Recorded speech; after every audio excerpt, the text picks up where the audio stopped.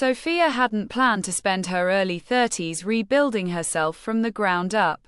She had imagined marriage, maybe kids, and a house full of laughter. Instead, she was alone in a one-bedroom apartment with a stack of takeout menus and a cat named Momo, her only companion after the messy breakup with Eric, a relationship that had spanned 5 long years.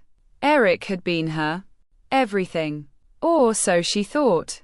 For half a decade, she had poured herself into their relationship, compromising on things she once swore she'd never give up. Her dreams of traveling were replaced with his dream of saving for a bigger house. Her love for painting was tucked away in a dusty box, because Eric thought hobbies were a waste of time. By the time their relationship crumbled, after she caught him texting another woman, Sophia didn't even recognize herself.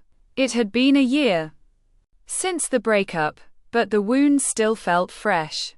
The thought of dating again made her stomach churn. How could she trust someone after Eric? How could she even trust herself to pick the right person? Sophia buried herself in work to avoid the loneliness. Weekends were reserved for Netflix, marathons and half-hearted attempts at yoga. Her friends invited her out, but she always declined. She wasn't ready to face the world, let alone open herself up to the possibility of love. That's when the rainstorm changed everything. It was a Friday afternoon when the skies turned gray. Sophia had left work early, eager to beat the traffic and get home before the storm hit. But as luck would have it, the rain came down in sheets just as she stepped out of the subway. Her umbrella was useless against the wind, and within minutes, she was soaked. Muttering under her breath, she ducked into the nearest building, a small cafe she had never noticed before. It was warm and inviting, with vintage light fixtures and mismatched furniture. The air smelled like cinnamon and freshly brewed coffee. She shook out her umbrella and scanned the room. Most of the tables were taken, but there was one seat near the window, across from a man who appeared completely absorbed in his sketchbook. His brow was furrowed in concentration, and his pencil moved swiftly across the page. Sophia hesitated. She hated the thought of interrupting someone's peace, but the alternative was standing awkwardly by the door. Taking a deep breath, she approached him. "Excuse me," she said, her voice barely audible over the hum of conversation. "Is this seat taken?" He looked up, startled, and for a moment, their eyes met. He had warm brown eyes and an easy smile that reached them. "Not at all," he said, moving his sketchbook to make room for her. Sophia sat down, grateful to be out of the rain. She ordered a latte and pulled out her phone, trying to ignore the stranger sitting across from her. But she couldn't help glancing at his sketchbook. It was filled with intricate drawings of cityscapes, each detail painstakingly rendered. "You're really talented," she said before she could stop herself. He looked up, surprised. "Thanks," he said, a faint blush coloring his cheeks. "I'm Alex, by the way." "Sophia," she replied, smiling despite herself. They talked for a while, their conversation flowing effortlessly. Alex was an artist who freelanced for a living and spent his free time sketching the world around him. He was thoughtful and curious, asking Sophia about her job, her interests, and even the book she had tucked into her bag. When the rain finally let up, Alex walked her to her car. He held his umbrella over her, even though it left his shoulder soaked. As they parted ways, he said, "Maybe I'll see you around." Sophia didn't think much of it. At the time? People said things like that all the time, didn't they? But as she drove home, she realized she was smiling. A real smile, one she hadn't felt in months. The next few weeks passed in a blur of routine, but Sophia found herself thinking about Alex more than she wanted to admit. She returned to the cafe on a whim, hoping to see him again, but he wasn't there.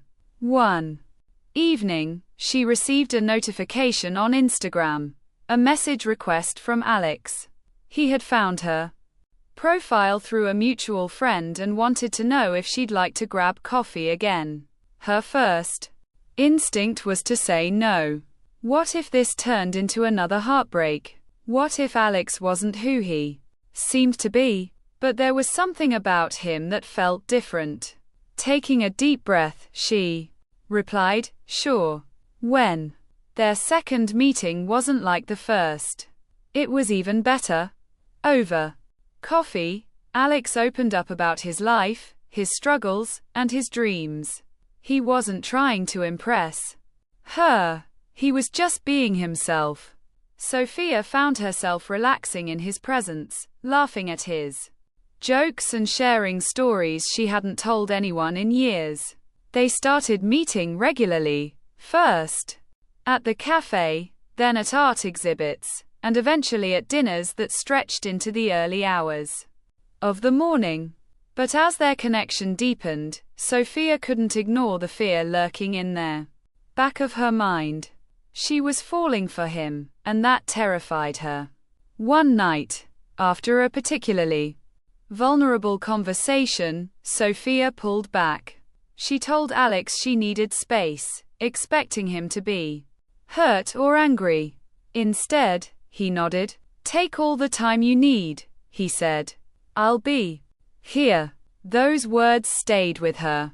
For the first time, someone was giving her the freedom to heal on her own terms. Slowly, she let her walls down.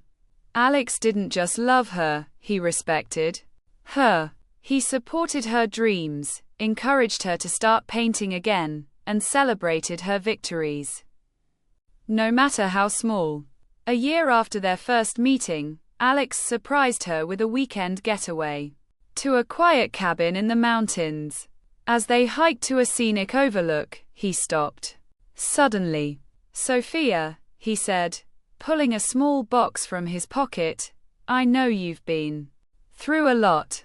And I know I'm not perfect, but I love you more than anything.